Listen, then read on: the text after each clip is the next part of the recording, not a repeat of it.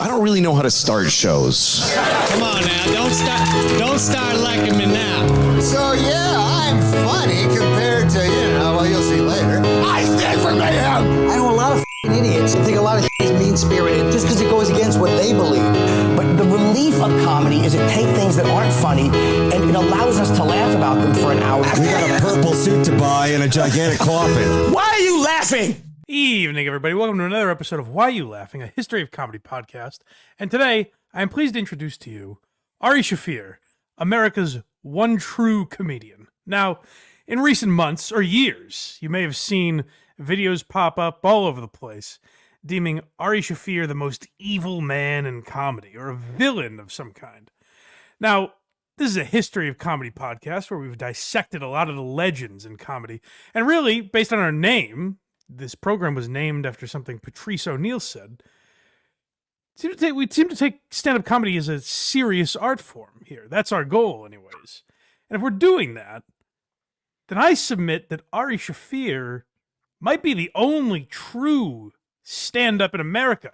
The only man with comedy running through his blood. And a man who upholds the morals that most comedians claim to hold near and dear to their heart. Ari Shaffir is the only man that acts these things out. So when I see things like Ari Shaffir, the most evil man in comedy, it makes no sense to me. It makes me want to debunk a lot of these arguments. So today, step by step, we're going to address all of Ari Shaffir's controversies and see exactly why he is the gold standard for what stand-up comedians should look up to and hope to be. So we will make sure to do that today. First, I recommend you check out blindmike.net if you'd be so kind. If you want to support this program, subscribe on all platforms. Wherever you're listening right now, make sure you subscribe. If you go to YouTube, subscribe and tap the notification bell, like, comment. The more interaction we get, the more feedback we get, all that stuff, the more likely we are to find new people and get into their algorithms. So make sure you support the show on YouTube and interact with it because that helps grow the show. And you can also subscribe on Patreon or YouTube. Become a member for as little as $5 a month. Get bonus episodes and early access to content. Patreon or YouTube, whichever platform is easier for you. All those links are easily found at blindmike.net. So let's do it. I think I've given this a very serious tone that I can't get out of now. It's like, let's do it. I was like, yes. I kept a certain tone for my intro, and I can't break out of it now. But yes, kidding aside, I find Ari Shaffir not just to be a hilarious comedian, but like when I hear the way he conducts his career, the way he views comedy, I think he's genuinely one of the most morally upright stand-up comedians when you think about what he's done. From his television shows to his podcasts, to his work with other comedians behind the scenes. I genuinely do believe that Ari Shaffir, you could consider the gold standard for how to conduct yourself as a comedian. So, I want to go. The man's been canceled multiple times. He's had people after him his entire career. So I figured we would go point by point and refute a lot of these things. And we are starting with one of his more controversial things. Maybe his most controversial because it pops up every few years.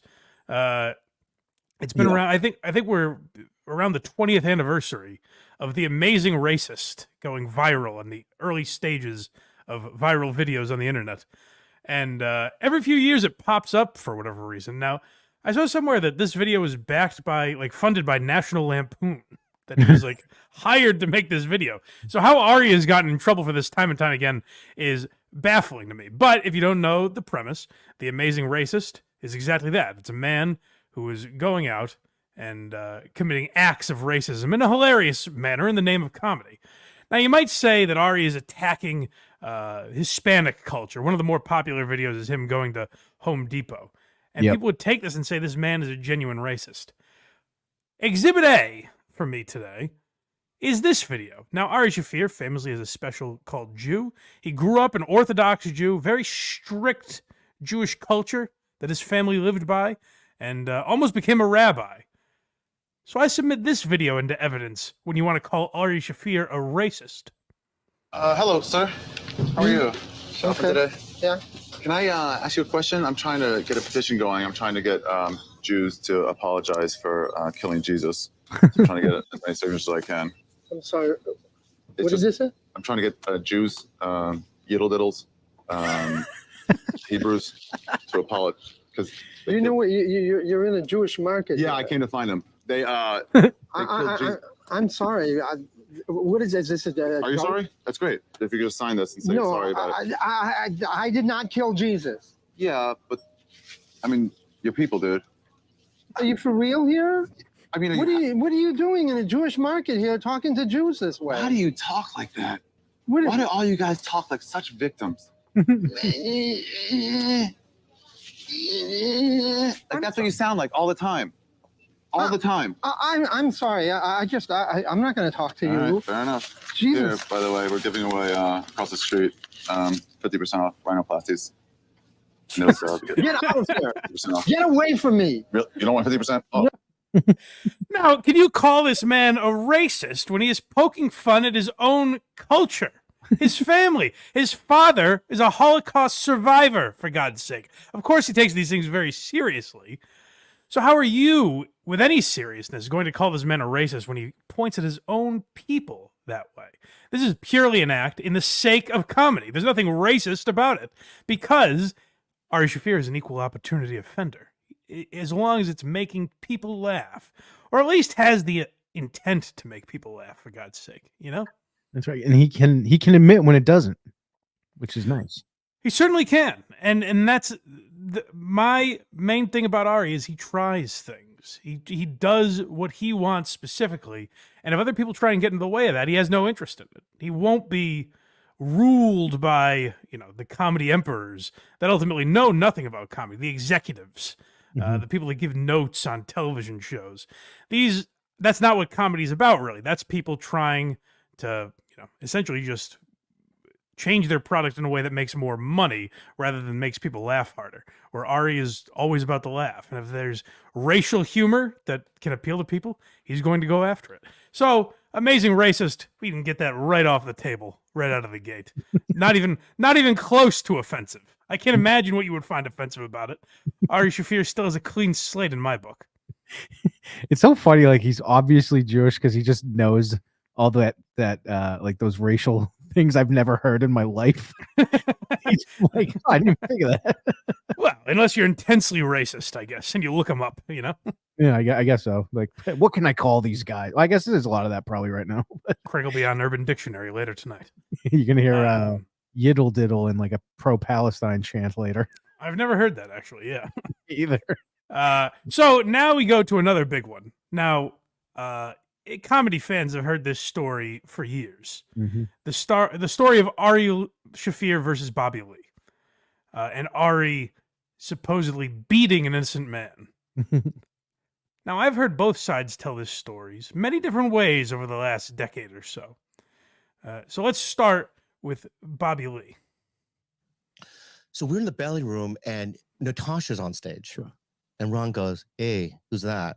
I'll go, "That's my friend Natasha." He goes, "I'm going to ask her out." And I go, "No, she's living with my friend Ari." Then I have a spot in the OR. So I go, "Ron, stay here. I have a spot." As I go down, unbeknownst to me, is that the right word? It can be. Right? He is asking for her number. Right. Months later, right? Ari calls me and he goes, "She left me." Oh, sorry. Oh, sorry. So Bobby tells this story as if he's kind of an innocent bystander. He has nothing to do about it. He defended his friend Ari. And so when people hear that Ari beat up Bobby Lee, it's been spun as him attacking a small, innocent man. Bobby Lee is not big or intimidating in stature.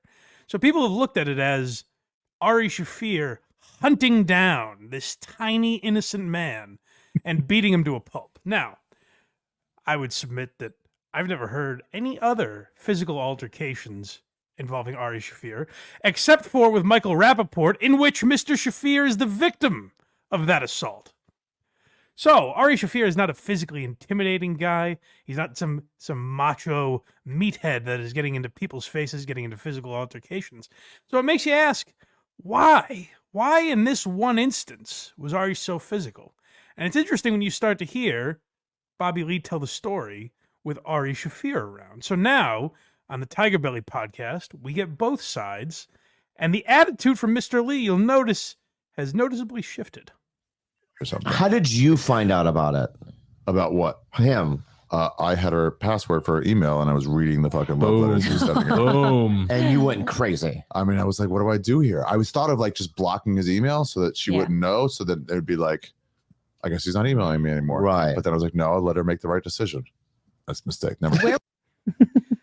So Ari kind of saying there, he jokes afterwards that it's a mistake, but he acknowledges, hey, I'm going to let this person make the right decision. I'm not going to interfere. That seems like an incredibly moral man, a man with that holds himself to a standard that I certainly couldn't live up to in a relationship. If I really felt that someone was cheating on me, I'd be compelled to interfere. But this man has such high morals that he says, I'm going to take a step back and see if she does what's right. I'm not going to get in her way. She's an adult. She can make her own decisions. That seems very mature to me. So then again, you wonder, how does this mature man, how is he reduced to violence? Why? And it seems like it's at the wrong target. But as we're about to show you folks, that's not quite the case. Around then too, I started noticing one time I was at Natasha. She was in a studio apartment, and I noticed this other guy was flirting with her. And here's how I noticed, because I was on her computer. It was kind of a room like this, but like say a bed over there, and I was a computer over here. And she took a phone call and then went to the kitchen. Oh, and I was like, that's weird. Why you walked away? I'm thinking that, and then I looked to see who that was. I was like, okay, it's this guy flirting with you. And I went and looked. When I decided like I think it's time for me to be jealous, I found stuff. Yeah. Right. It was like I was right to be jealous. Yeah. Right. But before that, I was like, no, I didn't trust her. But you were also in love, I think. Oh, with her? Yeah. For sure, man. For sure. So he is now suffering. Yeah, I'm suffering. Pure suffering. Yeah. This is just an incredibly vulnerable man. And then to bring it up years later with a man who wronged him so badly, as Bobby Lee did, as we're about to expose. But to talk about it in this way, and again, you hear him joking in some of these clips, where he's using this heartbreak for humor. I don't understand how people can listen to this man and think he's some sort of evildoer in the comedy world. Well, Bobby might have been a double agent. Well, here's the thing, folks. Is, Bobby, he's small, he does the little voices, he's cute, You think of him as a little teddy bear. Not so much the case. He was a drug addict that worked for a sketch show, by the way. They used the N-word, quite frankly. So where do his morals stand? If you want to start pointing fingers at the evil men in comedy, look at Bobby Lee's record. So then what? So then I was, crying in the bathtub. Oh no! Oh yeah, man. And Bobby called me, and Bobby called me, and was like, "Hey, what happened?" I saw them. I was driving down Sunset or down Hollywood. I saw them going into the opera. Yeah. And I was like, "What?" And you're like, "Yeah, I saw them go to the opera, and I don't know what it is. I just want to know." And I pieced together the pieces that you were calling me because Ron was like, "Hey, find out if they're still dating or if they fully broke up." Oh, I did not know this part of the story. I pieced it together after Hold on. So you're telling me that you were conspiring in the cheating. He was caught in the middle, to be honest. I'm going to say this. And okay, let's just get this straight. Yeah. Oh, there are two sides to every story. Bitch, I swear to fucking God. Listen to what I have to say first, okay? Listen to what I have to say first. Okay. And then you chime in, all right? Whether that be true or not. It could be true, right? For sure. You know what? It's true. Yeah, okay. I'm sorry. I'm sorry. All right. See, and the snake tried to wiggle out of it again, but knew he was caught. Now, that part of the story is never told, that Bobby Lee was a double agent of some kind, that he was working behind Ari's back to help these two lovebirds. That doesn't sound like a friend to me. That sounds, quite frankly, and I'm not a man who resorts to this, it sounds like a man that deserves a punch in the face, if I'm being honest with you. It sure does. If we're just talking about the way dudes interact, guys being guys. Yeah. Then that's a man that deserves a punch to the face, if I've ever heard it. Now, again, you hear Ari joking and giving Bobby the benefit of the doubt, laughing, as Bobby says, who knows if it's true? And Ari's like, you know what? Go along with it. I'll go along with this, Bob. That's fine. Because of Ari's generosity, Bobby was unable to continue his lie. He just had to confess. Because, again, of the genuine nature of Ari Shaffir. But we continue.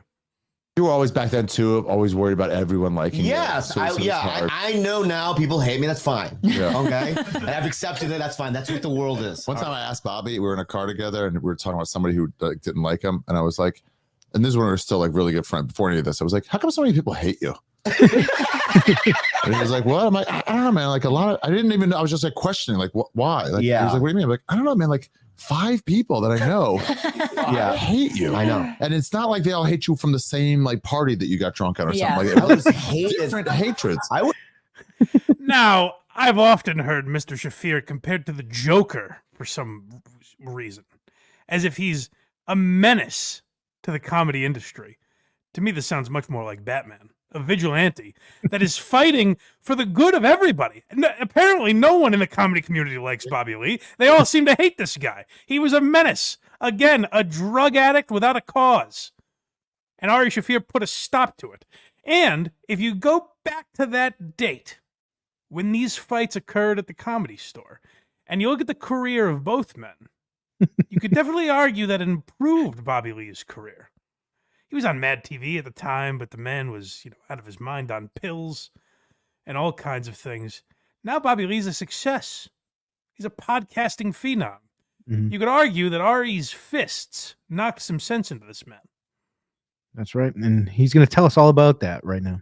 Okay, good. And then it sort of slowly hit me. I was like, oh, you were calling for intel. You weren't calling to say, hey, I saw somebody driving down the street. You didn't drive down the street and happen to see Natasha and Ron going into an opera. Okay, well, now it's making sense. You little snake. And then Bobby. it's like, so I'm like, you know what? Fuck him. Right. And then I saw you at the store. Yeah. And I was like, hey, dude, like it hit me now where you were on this. Yeah. And I'm pretty mad.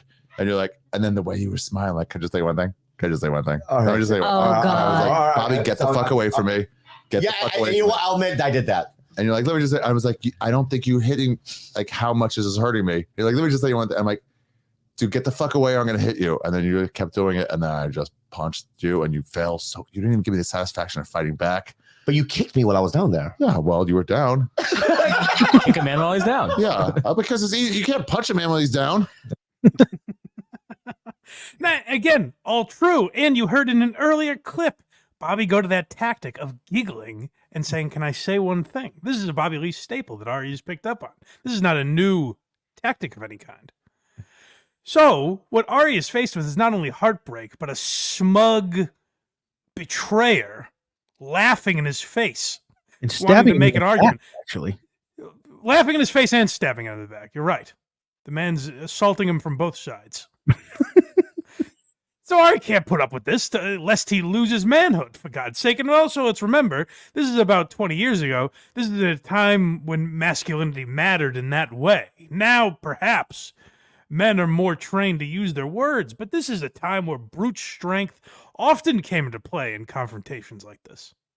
Yeah. So, is it Ari's fault that he's just taller and more physically active than Bobby Lee? I don't think so. Bobby entered a world where he could get knocked out, and that's exactly what happened. So Ari was really just teaching him a lesson. Now, if you want to argue Bobby could go to the proper authorities and all of that, sure. But I would submit that this was a crime of passion and deserves no penance. I don't know if that's the right usage of that word, but just go with me. Mike, I got some bad news, though. What's that? This attack was multi-layered because it wasn't just about the Natasha thing. Well, it's interesting you say that because it happened multiple times. Bobby was attacked multiple times, and you could argue, oh, well, the second time, there's no way Ari is justified. But things happen here, as Ari is about to explain. I also owed you money. You owed me $5,000. $5,000. Wow. So a lot of it has to, and it took me a long time to even get him the money back. Yeah, which he was making that much in a week, and I eventually had to start borrowing money to pay my rent. So that's where I think his resentment was. Partly. Yeah, I needed the money for sure. Yeah, but I felt justified and be like, this motherfucker didn't even pay back my money. But also, I'm the one that got him a commercial agent for him to have money. But Bobby's the only kind of guy who will bring that over your head all the time. Everyone else is like, let me help you, and then never think about it again. All right. It's like, you owe me. All right, that's all right. which is exactly the kind of guy Ari Shaffir is. Let me help you and never bring it up again. Let me give you $5,000, which, I mean, now that's a healthy chunk of change. Imagine 20 years ago.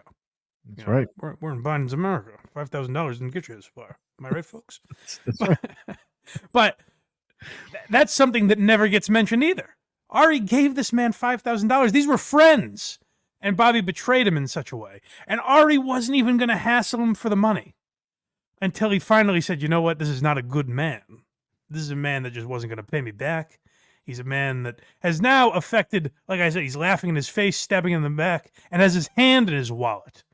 Mm-hmm. Ari's being attacked from all possible angles. What's he supposed to do other than lash out? Just, put his head down and go back to work where everything is fine. That's exactly right. But did you think that I'm the one? Because that's what I think. Asked him to fire me. Yeah. Yeah. I wasn't. nothing. Yeah. And I want to let you know right now. Yeah. Oh, sorry. Okay. This deserves a little more setup, just to be clear. You may remember we talked a little bit about it in Joe Rogan versus Carlos Mencia. Carlos Mencia had a show, Mind of Mencia, on Comedy Central. Ari Shaffir opened for Mencia a little bit, but Bobby Lee opened for him a lot. Carlos Mencia and Bobby Lee were friends. Ari Shaffir auditioned for Mencia's show, got the role, and then Mencia got wind of this controversy. So with that context, let's listen to this again. I'm the one. Because that's what I think. Asked him to fire me. Yeah. Yeah. I wasn't. nothing. Yeah. And I want to let you know right now. Yeah. I wasn't. Okay. I believe you. Okay. Why would I do that? I didn't even know about it. Wait, I mean, if your question is why would I do that, the answer is clearly this guy just punched me 2 times. Can you please get him fired? Nah. I know, but why would I? How would I even know that you got hired? All that stuff. I don't know. Carlos going, hey, that guy got a job on my show. And you're like, hey, can you get him not that? I'm not saying you did. Yeah. But that's a reason. That's a way. Okay, cool. Yeah. Didn't do it. Yeah. All right. And so then I was like, Bobby got me fired. I was like, well, that's a line in comedy where it's like it's so hard to find jobs. You can't fuck with someone's income. With their job, with their trying to this career so hard. Right. So, and I was like, well, I have to punch you now. Now The rest was rageful. Yeah. This is like, no, this is the right thing to do. Yeah. Now listen to the way Ari speaks about that. It's not even about him. It's about the comedy community. It's about comedian versus comedian, and one comedian taking another's income away. That's the way he looked at it. Other people would be very selfish and say he took the job from me. Ari looks at it and says, we can't have this in our community. He's fostering growth among all comedians. That's a very noble way to approach that. And frankly, sometimes you have to take violence into your own hands when we live in an unjust society, when the Carlos Mencias of the world can toss you away like a cummy tissue of sorts. Was it the last Bobby Lee clip? Yeah. So I think you understand the gist of it there. Sure. Did these attacks happen multiple times? Yes. Were they for no reason? Absolutely not. You see, Ari Shaffir had nothing but reason, and it seems like in every encounter, Bobby Lee gave him more reason each time, whether it's money, loss of employment, or heartbreak. Bobby Lee has attacked him in all 3 facets. So what is Ari supposed to do? Get the law involved, ruin Bobby's life forever?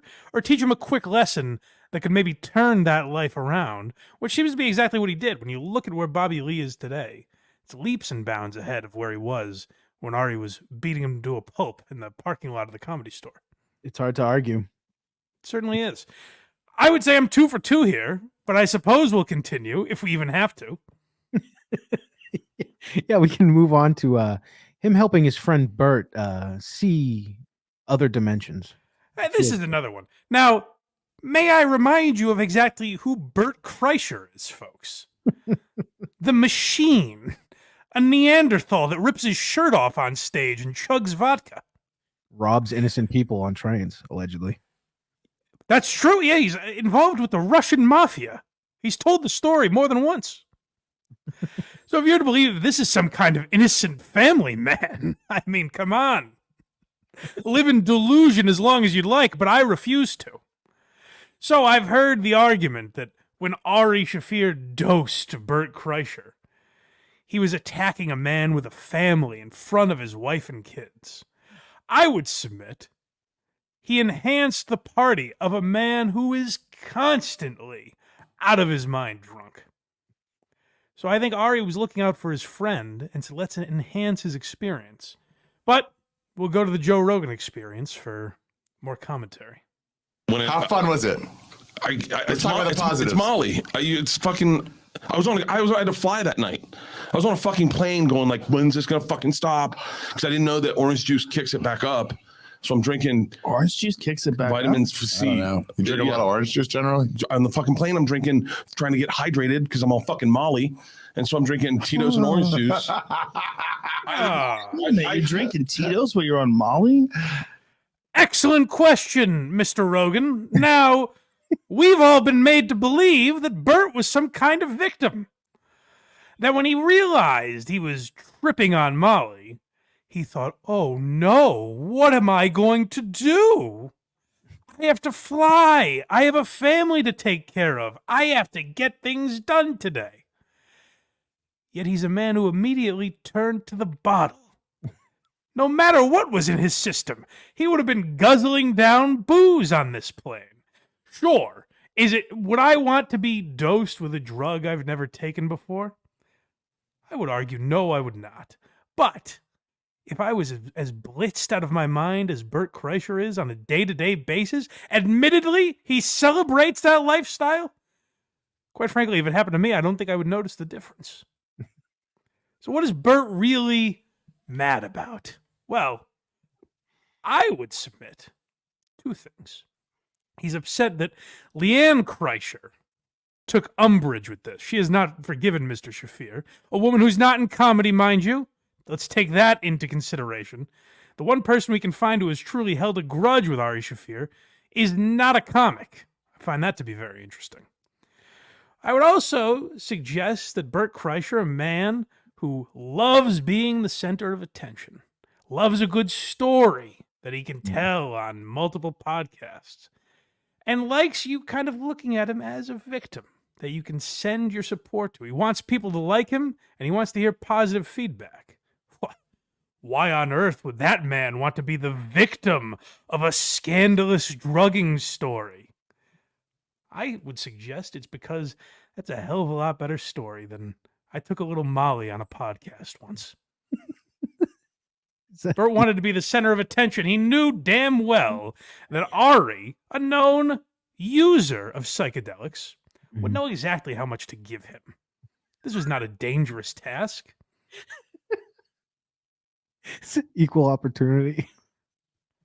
Yeah, well, this is... Now, would Ari have done this to his other... to anybody? Well, we'll find out.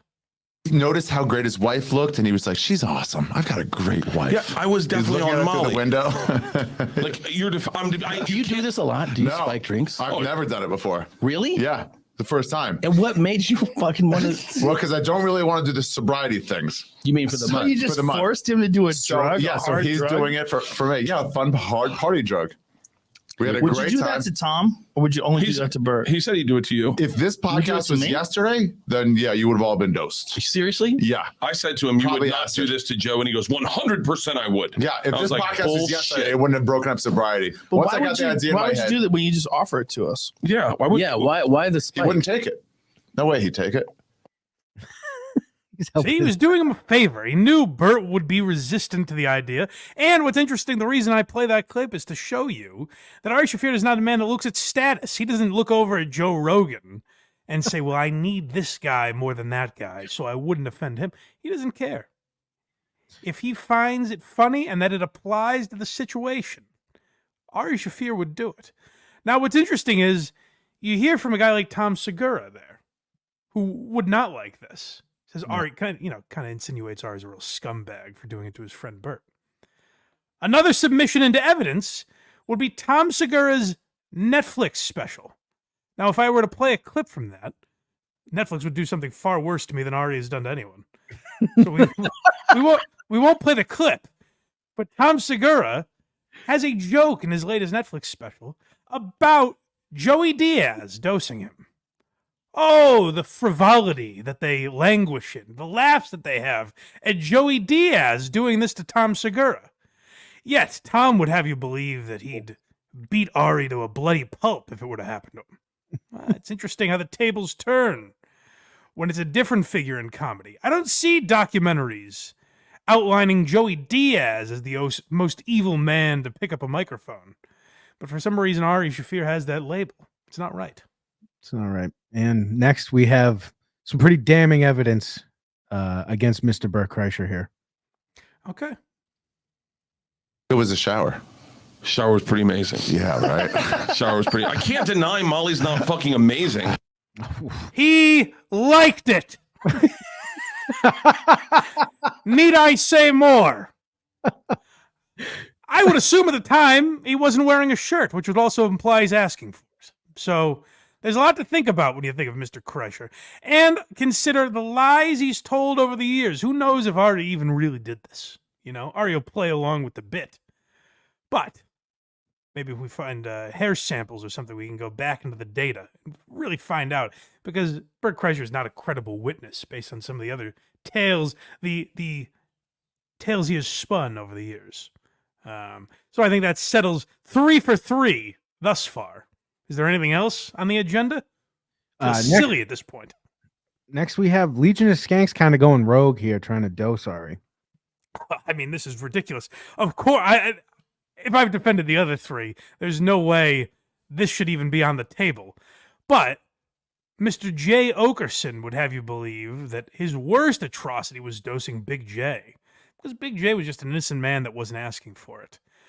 Now, that's again the story that has been told to you, the public. But let's not forget exactly how it played out. Louis J. Gomez, during the Legion of Skanks presidential race, thought it would be funny to drug Ari Shaffir based on the previous Bert Kreischer interaction that we just heard. And here's how it unfolded on Legion of Skanks. You suck at running a podcast. Why? Oh, we're up here telling secrets. All these people want to know. So tell them the secret. You tell them. The secret. You did it, you creep. I didn't do anything. Tell them the secret. Ari Shaffir was dosed with LSD an hour ago. Pause, please, one moment. Pause. You'll hear a room full of people laughing, but there's one laugh I really want you to focus on. And that is Big Jason Oakerson, a man who is reveling in this when he thinks Ari Shaffir is the victim of a drugging. Pay attention to that as we move forward. Yeah, shall I rewind? That's fine. Let's continue.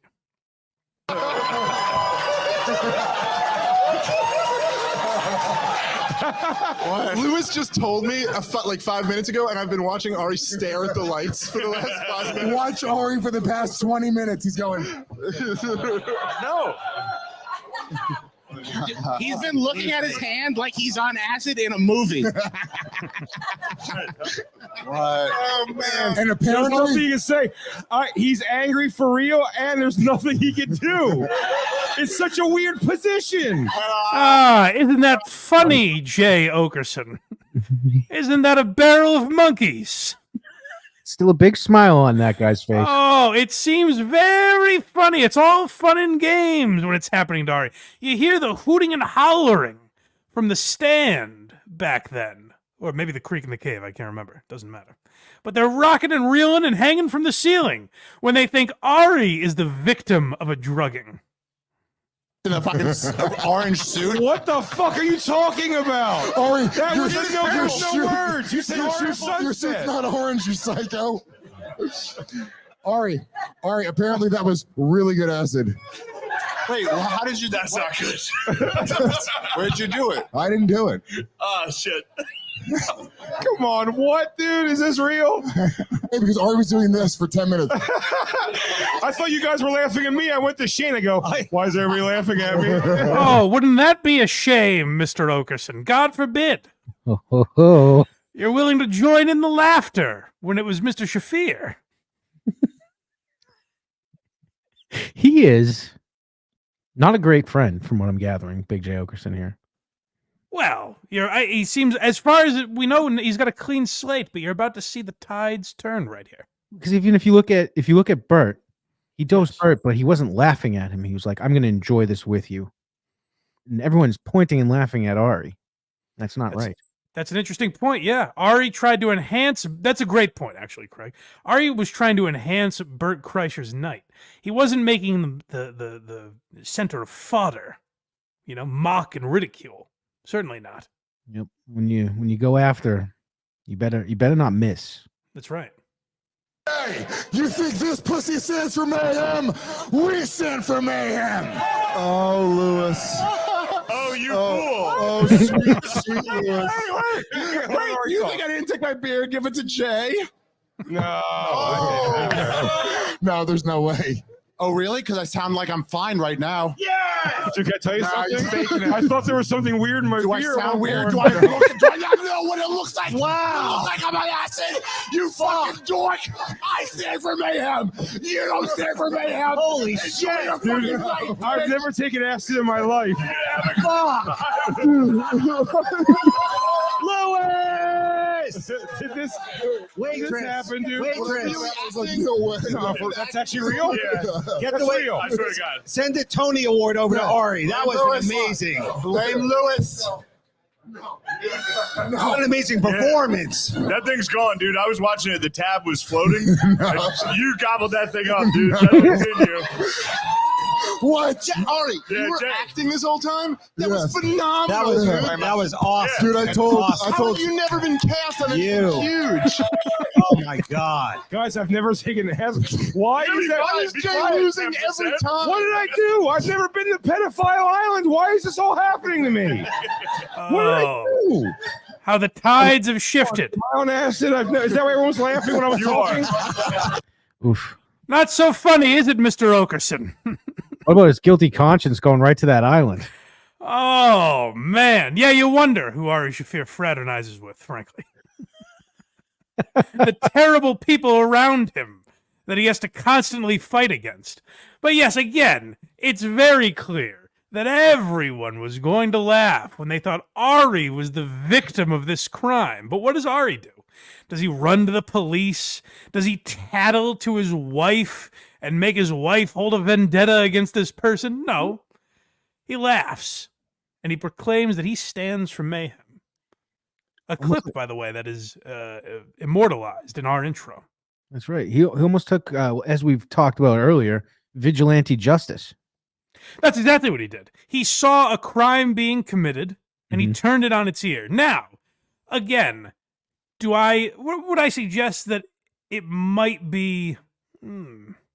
Does Jay Oakerson deserve that in this situation? Probably not. But given the things that Big J has participated in the past, I think he would be all for comedy, the way Ari Shaffir is. But again, too many times have we seen comedians not standing for all the morals that they claim to. All the things that they claim to fight for. Ari Shaffir is the only one with a clean record where time and again, no matter the issue, he's unimpeachable. This man has a perfectly spotless record. Everyone else, both that we've talked about and that we haven't even touched on tonight in the comedy community, they have blemishes on their record. I've searched high and low, folks. I couldn't find one for Mr. Shaffir. So, we continue. There's not possibly another controversy that this man has stepped in over the years. Well, 4 for 4. I mean, you're on a hot streak right now. I think so. But next, we have this one made national news. This is his Kobe Bryant tweet. Oh, how am I going to defend this? The guy, he died in a helicopter crash. Ari Shaffir was doing this bit with many dead celebrities. Yes, he was. If you don't know, when a celebrity died, of course you have, all the thoughts and prayers, tweets, and the RIP, and you post a picture with the person and all that. You look for attention when these people die. So Ari Shaffir said, what I'll do is make jokes the way a comedian would. Isn't that interesting? That his first instinct, yet again, is comedy. So he's done it many times. He did it before the Kobe tweet, and no one seemed to have a problem with it. I don't remember national headlines about Ari Shaffir's tweets about other dead celebrities. But when it's one they like, or when it's one that will get clicks, one that's sensationalized, all of a sudden, to quote the Joker, everyone loses their minds. So Ari Shaffir was canceled. He lost a tremendous amount of backing that he received through his podcast, through stand-up gigs, through all kinds of things. He was banned from NBA games, I think, for life. I don't know if Ari Shaffir can to this day get into an NBA game. That's how strongly this was taken. His Kobe Bryant tweet, where he essentially said he was glad Kobe was dead. Let's hear Ari talk about it. Yeah, it's like but then at first I was like, God damn, you guys, come on. Don't you know it's just a comic making a joke? Like, what are you doing? Why would you take this stance? But then you're like, step back, you're like, no, I got you. I mean, you got angry at me trying to make people angry at a fucking easy thing. Yeah, that's so interesting. I was thinking about that last night. Like, it's weird when you walk the line because you want to get people upset, but you don't want to get them so upset that they're like, so like a couple line crosses to me were like, it's like they call like not me, but like other people. They call my manager at home, like, we're come fuck you up. Yeah, goddamn. It was always Latinos too, dude. Yeah, or blacks or whatever, or just dumb Laker fans. It's like no one from London gave a fuck about that, And they were like, huh? I mean, if I'm fighting in front of Rooney or something, they'd be like, well, don't do that. But it's just like, I triggered you. But I did enjoy that all these comics were like, if you don't like a joke, just leave the room. It's not that hard. And then they got one that triggered them, and then they didn't know how to just leave the room. They had to take the stance of some jokes go too far. For the first time in their lives, they were like, some jokes go too far. And I'm like, I feel like I exposed them into hypocrites. It was great. I really enjoyed it. And that's what I was thinking yesterday, because I even watched like a reaction that I had to when it happened. He certainly did expose it, Ari. And it's interesting that you hear in that clip, who was Ari concerned about? Not himself, not his own well-being. He didn't like that others were being attacked for his words. I mean, this guy is going out of his way. He didn't know an episode like this would be made. This man is going out of his way to give me evidence that suggests he puts others first, yards, miles before himself. He's showing everyone's weak points. He certainly is, and he clearly stands for comedy. Even the people that pretended they were outraged by cancel culture and the PC police, and they hated how woke comedy is, yet for some reason with Ari, they were allowed to speak out against it. They smelled blood, and they couldn't thirst for it any quicker. What does Ari do? He stands his ground, ice in his veins. It never wavers. It doesn't bother him at all. Now, what's interesting is, like, I remember even me. For some reason, Dave Portnoy thought I wanted to take down Barstool Sports from within because I retweeted Ari Shaffir. That's right. So this affected people, I mean, miles and miles away that Ari Shaffir has never interacted with. So that's how deep this runs. When in reality, he was again thinking comedy first. Now, one other point I'll go to give an example of Ari Shaffir's persecution. A lot of people think Bill Burr stands for comedy. And I would just submit into evidence. Look at the date, if you will, Your Honor, without giving too much away. Look at exactly when Ari Shaffir's Skeptic Tank was dropped from the All Things Comedy Network. And you know who's never said a peep about that? William Ari Burr. Shaffir. Or, jeez. Well, Bill Burr's never addressed it, but what I'm saying is Ari Shaffir's never talked about this publicly. That's a man of principle. Man of principle right there. It certainly is. So I think we've pretty well uncovered all the controversies and swatted them away with ease. So I don't know what else there is to do other than talk about Ari Shaffir's bright spots. He's a troll. Well, this is the thing, is that, so Joe List talks to him about trolling. And Ari Shaffir has such a good mindset about it, where he looks at it and says, this is my job. I'm a comedian. I don't understand how people have this opinion of me, but it never bothers him once. So these are two friends talking, and I find it very interesting. How do you feel about everybody hating you? Not everybody, but so many people. I don't love it, but I also do love it. It's both. Because it's people you don't know. Yeah, Mostly. people I don't know. Yeah. What's the difference between people you don't know hating you? Do you get joy out of that? Yeah, especially when I'm trolling or like being a heel. Right. And then they boo you when you're healing. It's like, well, yeah, thank you.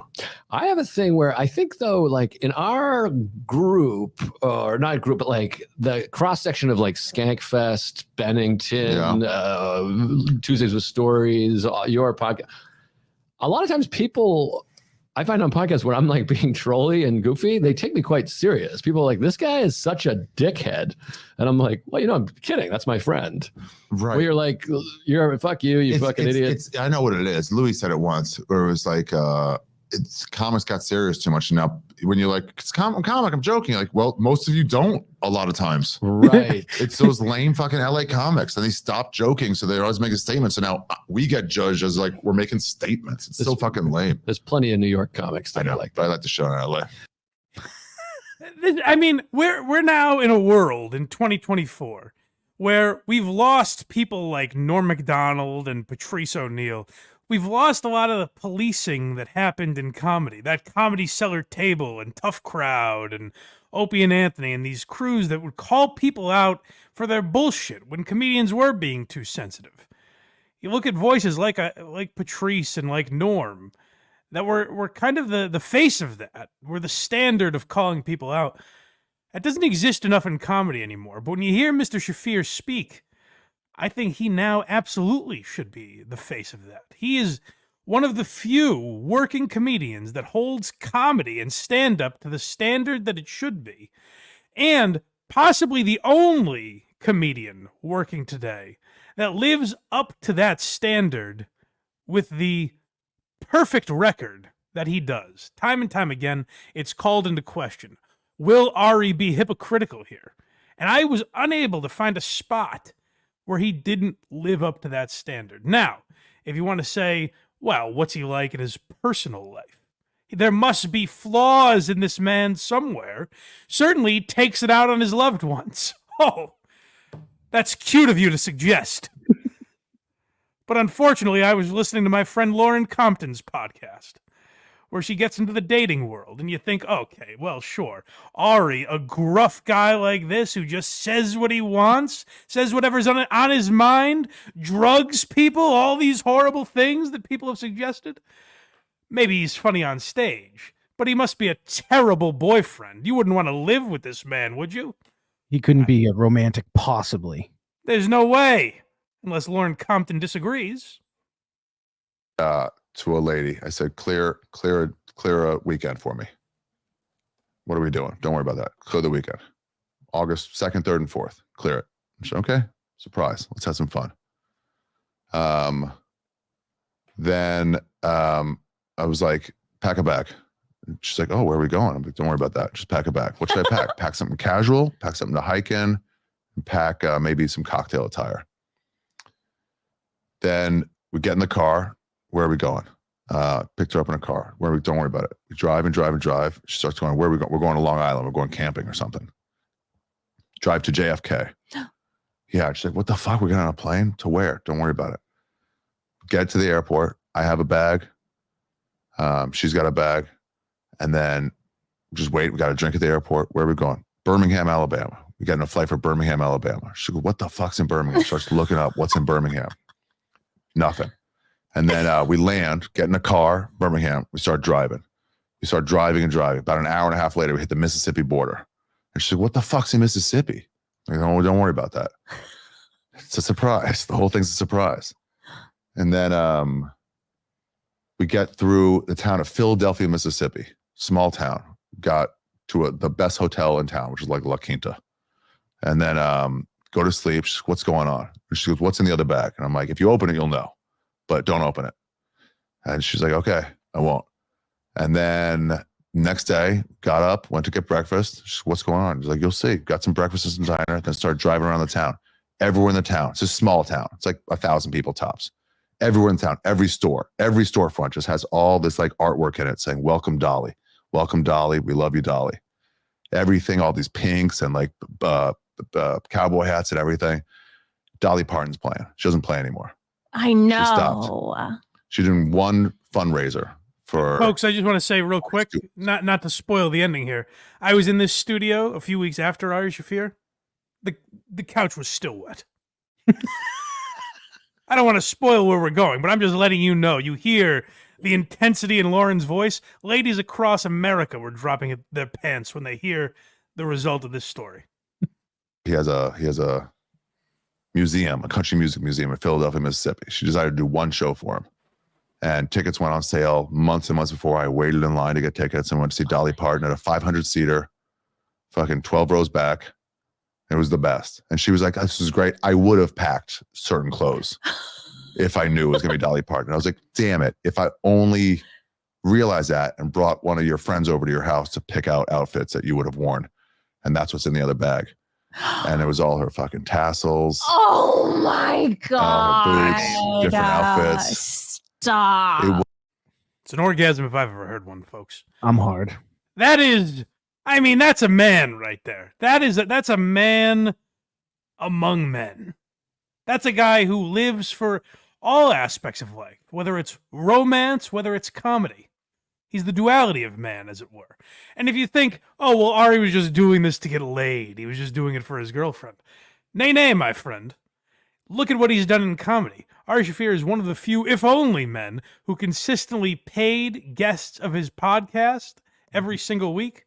He also did things with This Is Not Happening, which Comedy Central ripped away from him for ridiculous reasons. The fact that he had a Netflix special, Comedy Central threw him off the show that he created. But what did Ari do? He promoted it. That's right, you heard me. He continued to promote the show because he cared about the people that worked for that show, didn't want them to lose their jobs. And that's why he didn't rail against Comedy Central or have his fans boycott the show, but because he cared a lot about the little guy. We talked about Big J. Oakerson earlier. You know what Ari Shaffir did for his career? Comedy Central didn't want him on This Is Not Happening. So we don't get this Big J. Oakerson guy. He's not our type. We don't want him. We're not going to pay for him to fly out. He can, book his own flight if he wants, pay his own way. What Ari Shaffir did is booked a flight for J. Oakerson himself, never told him. It was exposed years later. That's the kind of heart that Ari Shaffir has. The man is pro-comedy and has done nothing to promote it. He lifts up the little guy on countless occasions. And sure, does he go for a laugh in a naughty way once in a while? I suppose. Frankly, that's the kind of comedy I like. It's the kind of comedy that blazes a trail for comedians of tomorrow. So when I see headlines like Ari Shaffir, the most evil man in comedy, I think, well, that's a pretty good laugh in itself. So thank you, folks, for listening to me today. Do you think I made a decent enough case for this man, Craig? I think he walks out free. I'm ready to run through an Ari Shaffir Jew-shaped wall right now. Well, I'm ready to do. To me, Ari Shaffir, quite possibly America's one true comedian. But you guys let me know what you think in the comments. As I mentioned, I might never be able to do a show without this cadence again. I got to break out of it now that we're done here. But if you want to support the show, every interaction helps get more eyeballs on this thing. So if you like, comment, subscribe, tap the notification bell, share it all over the place. All of that helps more people find the show, which we appreciate. So suggest it to anyone that likes these kind of topics, and we'll do more of them. And if you want early access and bonus content, then subscribe on Patreon or YouTube, whichever platform is easier for you. We have YouTube memberships. We also have a Patreon. All those links are at blindmike.net. You can find the show for free there, or our Patreon and YouTube member links, blindmike.net. Check those out if you want to support the show. You can also find Craig at verygoodshow.org. That's where he has all the stuff that he's doing. Very Good Show and Rubbed Out, his true crime podcast. So check all of those out. We appreciate you guys. And I didn't think of a funny way to end this. So goodbye. Zip it up and zip it out.